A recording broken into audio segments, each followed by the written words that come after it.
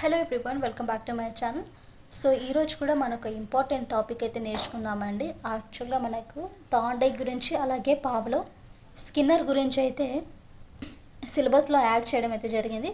So ఈరోజు మనం వచ్చేసి యత్నదోష సిద్ధాంతం అయినటువంటి థార్న్డైక్ గురించి అయితే నేర్చుకుందాము. సో వీడియోని స్కిప్ చేయకోకుండా ఎండింగ్ వరకు చూడండి. అలాగే మీకు నచ్చినట్లుగా అయితే మన ఛానల్ని లైక్ అండ్ షేర్, సబ్స్క్రైబ్ చేయడం మాత్రం మర్చిపోకండి. అలాగే క్లాస్ అంతా విన్న తర్వాత మీ యొక్క వాల్యుబుల్ ఫీడ్బ్యాక్ని మాత్రం ఖచ్చితంగా కామెంట్ అయితే చేయండి. అండ్ నెక్స్ట్ వచ్చేసి మనకు ఈ యత్నదోష పద్ధతుల గురించి అంటే మనకు సిద్ధాంతాల గురించి తెలుసుకోబోయే ముందు ఎవరు ఏ సిద్ధాంతాన్ని ప్రతిపాదించారు, సో మనకు క్వశ్చన్ ఫ్రేమ్ చేసినప్పుడు దాన్ని ఎలా ఐడెంటిఫై చేయాలి అండ్ ఆ సిద్ధాంతానికి మరికొన్ని నేమ్స్ ఏంటి అనే దాని గురించి అయితే ఈరోజు మనం నేర్చుకుందాం. ఫస్ట్ ఆఫ్ ఆల్ మనం యత్నదోష పద్ధతి నేర్చుకోబోయే ముందు కొన్ని పద్ధతుల గురించి మనము వాటిని ఎలా అర్థం చేసుకోవాలి, బిట్ అనేది ఎవరు ప్రతిపాదించారు, దేని మీద ప్రయోగించారు, ఇవన్నీ కూడా చూద్దామండి. సో వీడియోని స్కిప్ చేయకండి. అభ్యసన సిద్ధాంతాలు ముఖ్యాంశాలండి. అభ్యసన సిద్ధాంతాలు ముఖ్యాంశాలు. ఫస్ట్ ఆఫ్ ఆల్ మనము శాస్త్రీయ నిబంధన గురించి మాట్లాడుకుందాం. శాస్త్రీయ నిబంధన అంటే దీన్ని ప్రతిపాదించింది ఇవాన్ పావ్లోవ్. శాస్త్రీయ నిబంధన అంటే పావ్లోవ్ అని గుర్తుంచుకోండి. మరి ఈ శాస్త్రీయ నిబంధనానికి కొన్ని పేర్లు ఏంటంటే సాంప్రదాయిక నిబంధనము, ఎస్ టైప్ సిద్ధాంతము, ఎస్ఆర్ నిబంధనము, నిబంధిత ప్రతిస్పందన సిద్ధాంతము, ఉద్దీపన సిద్ధాంతం, ఇవన్నీ కూడా మనము శాస్త్రీయ నిబంధనానికి మరికొన్ని పేర్లు. మరి అప్లికేషన్ బిట్స్ చేయడానికి మనము ఆ క్లూ అనేది ఎలా ఉంటుందంటే ఉద్దీపన అనేది ముందుగా ఇవ్వబడుతుంది. గత ప్రస్తుత అనుభవాల సంస్కరణం ఉంటుంది. బహుమతులు, ప్రశంసలు ముందుగా ఇవ్వబడతాయి. సో మనము ఎలా ఐడెంటిఫై చేయాలంటే అప్లికేషన్ బిట్స్ చేయడానికి క్లూ ఏంటంటే ఉద్దీపన అనేది ముందుగా ఇవ్వబడుతుంది. అలాగే గత ప్రస్తుత అనుభవాల సంస్కరణం ఉంటుంది. మనకి ఏవైనా బహుమతులు కానీ ప్రశంసలు కానీ ముందుగా ఇవ్వబడతాయి. నెక్స్ట్ కార్యసాధక నిబంధనం అంటే దీన్ని ప్రతిపాదించింది వచ్చేసి బిఎఫ్ స్కిన్నర్ అండి. బిఎఫ్ స్కిన్నరు. మరి దీనికి కొన్ని పేర్లు ఏంటంటే యాంత్రిక నిబంధనము, పరికరాత్మక నిబంధనము, ఎస్ టైప్ సిద్ధాంతము, ప్రతిస్పందన సిద్ధాంతము. ఇలా మనకు ఈ పేర్లు ఎక్కడ కనిపించినా కూడా అది కార్యసాధక నిబంధన అవుతుంది. సో ఎవరి పేరు గుర్తుంచుకోవాలి ఇక్కడ? బిఎఫ్ స్కిన్నర్ గురించి అయితే గుర్తుంచుకోండి. సరే, మరి అప్లికేషన్ బిట్స్ చేసినప్పుడు మన క్లూ అనేది ఎలా ఐడెంటిఫై చేయాలంటే సహజ సిద్ధమైన సరైన ప్రతిస్పందనకు పునర్బలనం అనేది లభిస్తుంది.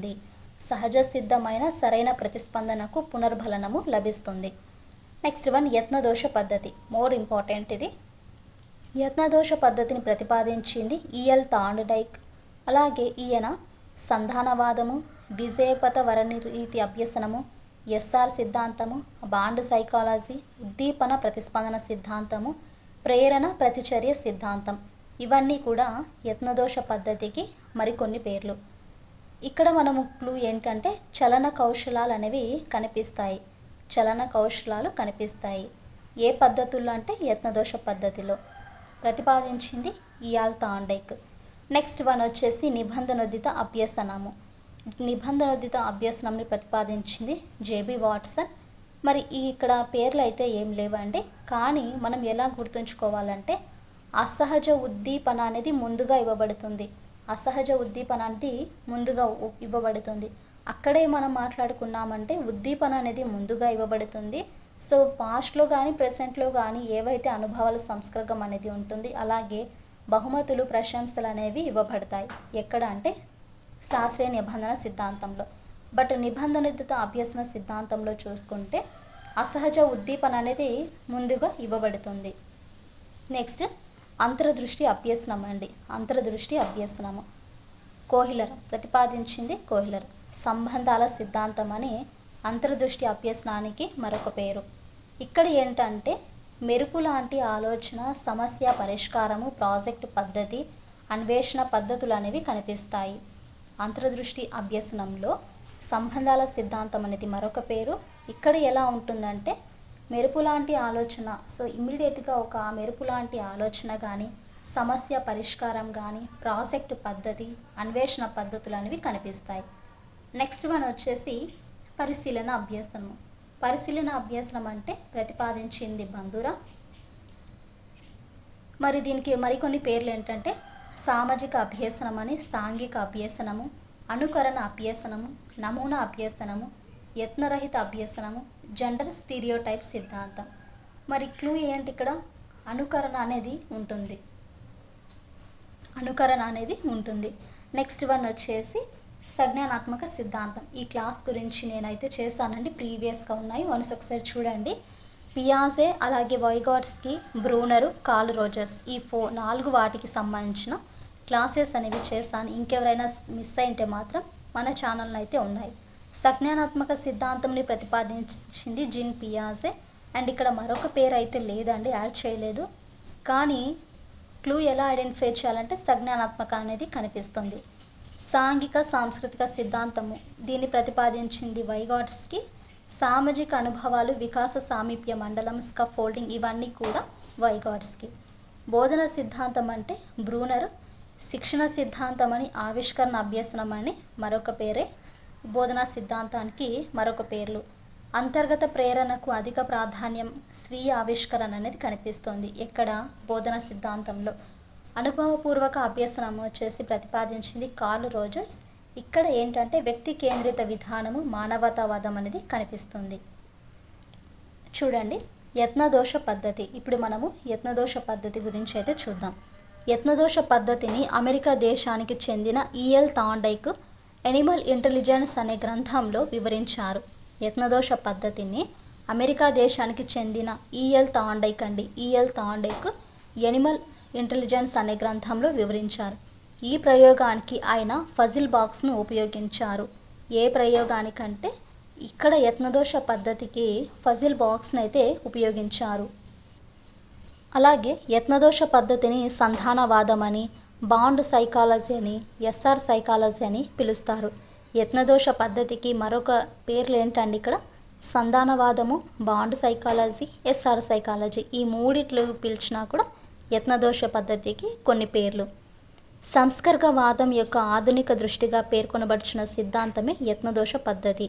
సంస్కర్గవాదం యొక్క ఆధునిక సృష్టిగా పేర్కొనబడిన సిద్ధాంతం ఏంటి ఇక్కడ? యత్నదోష పద్ధతి. యత్నాల సంఖ్య పెరిగే కొద్దీ దోషాల సంఖ్య తగ్గడం వల్ల అభ్యసనం జరుగుతుందని ఈ సిద్ధాంతం పేర్కొంటుంది. మెయిన్ ఇంటెన్షన్ ఏంటి ఈ సిద్ధాంతం అంటే యత్నాల సంఖ్య పెరిగే కొద్దీ దోషాల సంఖ్య అనేది తగ్గుతుంది. సో ఆ దోషాలు తగ్గడం వల్ల ఏమవుతుందంటే అభ్యసనం జరుగుతుందని ఈ సిద్ధాంతం మనకు పేర్కొంటుంది. అంటే ఇక్కడ చూడండి, ఏదైనా ఒక కొత్త నైపుణ్యం అభ్యసించడం ఒక ఉదుటున జరగదని, కాలక్రమేణా జరుగుతుందని థార్న్డైక్ పేర్కొన్నారు.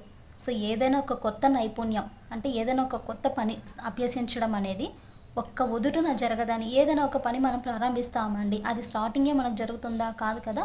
సో అది కాలక్రమేణా జరుగుతుందనేసి థార్న్డైక్ పేర్కొన్నారు. ఏదైనా ఒక కొత్త నైపుణ్యము అభ్యసించడము ఒక ఉదుటున జరగదని, కాలక్రమేణా జరుగుతుందని థార్న్డైక్ పేర్కొన్నారు. నెక్స్ట్, యత్నదోష పద్ధతిలో ఆకలి అవసరంగా ఉపయోగపడి ఆహారం చేరుకోవాల్సిన లక్ష్యంగా నిర్ణయించబడింది. యత్నదోష పద్ధతిలో ఆకలి అనేది అవసరంగా ఉపయోగపడి ఆహారం అనేది చేరుకోవలసిన లక్ష్యంగా నిర్ణయించబడింది. ప్రయత్నాల సంఖ్య పెరిగే కొద్దీ దోషాల సంఖ్య తగ్గడానికి కారణము విజయంతో కూడి ఉన్న ప్రతిస్పందనను ఎంపిక చేసుకోవడము. చూడండి ఇక్కడ ప్రయత్నాల సంఖ్య అండి. సో ప్రయత్నాల సంఖ్య పెరిగే కొద్దీ దోషాల సంఖ్య ఏమవుతుంది? సో తగ్గుతుంది. సో మరి దానికి రీజన్ ఏంటంటే విజయంతో కూడి ఉన్న ప్రతిస్పందనను ఎంపిక చేసుకోవడము. ఎగ్జాంపుల్ చూడండి, ఇక్కడ టైప్ రైటింగ్ కానివ్వండి, సైకిల్ తొక్కడం, ఇవన్నీ చలన అభ్యసన కృత్యాలు. అంటే అభ్యసించడంలో ఇమిడి ఉన్న అభ్యసన సిద్ధాంతమే యత్నదోష పద్ధతి. అర్థమైందా అండి? సో టైప్ రైటింగ్ అనేది స్టార్టింగే మనం చేయలేము. సైకిల్ అనేది స్టార్టింగ్ మనం ఎక్కుతానే తొక్కలేము కదా, కింద పడతా మీద పడతా అలా ఎలాగో అలా సైకిల్ అనేది నేర్చుకుంటాం. అంటే ఇక్కడ ఏమైంది? చలన అభ్యసన కృత్యాలు అభ్యసించడంలో ఇమిడి ఉన్న అభ్యసన సిద్ధాంతమే యత్నదోష పద్ధతి. అలాగే బాల్యంలో పలకలపై రాతలు, బొమ్మ గీయడం వంటి అభ్యసన కృత్యాలలో ఇమిడి ఉన్న అభ్యసన సిద్ధాంతమే యత్నదోష పద్ధతి. సో మనం స్లేట్ తీసుకుంటాను రాసేయలేం కదా. సో ఫస్ట్ కొన్ని రాతలు రాసాము, అట్లా ఇట్లా, నెక్స్ట్ ఏదో ఒకటి బొమ్మలు అట్లాంటివి గీస్తాము. సో అలా ఏమవుతుంది? అభ్యసన కృత్యాలలో ఇమిడి ఉన్న అభ్యసన సిద్ధాంతమే యత్నదోష పద్ధతి. ఇది మనకు యత్నదోష పద్ధతి గురించి. సరే, అభ్యసన సూత్రాలు ఏంటి ఇందులో చూద్దాం. ఇక్కడ అభ్యసన సూత్రాలంటే తాండైక్ అభ్యసన సూత్రాలను 2 రకాలుగా ప్రతిపాదించారండి. సో తాండైక్ అభ్యసన సూత్రాలను ఎన్ని రకాలుగా ప్రతిపాదించారంటే 2 రకాలుగా ప్రతిపాదించారు. అందులో మొదటిది వచ్చేసి అభ్యసన ప్రధాన నియమాలు, అభ్యసన గౌణ నియమాలు. ఫస్ట్ వన్ ఏంటి?